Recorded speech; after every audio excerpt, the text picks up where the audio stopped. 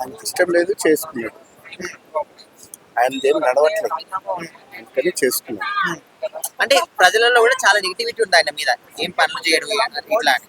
చేస్తున్నారు, ఎందుకు చేయట్లే? పోయిన ప్రభుత్వంలో చేయట్లే, ఇప్పుడు వచ్చిన ప్రభుత్వం ఏ పనులు చేస్తున్నారని మాట్లాడాలా? వాళ్ళు 6 హామీలు ఇచ్చారు, ఒక్కటన్నా అమలు చేసిర్రా? ఒక్కటంటే ఒక్కటి కూడా చేయలేవు. అంటే రోడ్లు ఇస్తున్నారు, గ్యాస్ రోడ్లు ఇస్తున్నారు. గ్యాస్ ఎవరికి ఇచ్చారు?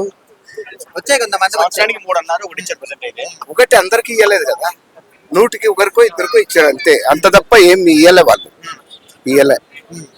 అంటే ఎలిజిబిలిటీ ఉన్న వాళ్ళకి, అంటే ఇప్పుడు ఉన్న ప్రభుత్వం వాళ్ళ ఎవరైతే తెలుగుదేశం ప్రభుత్వం అనుకున్నాడో వాళ్ళకే ఇచ్చారు గ్యాస్, ఓకే.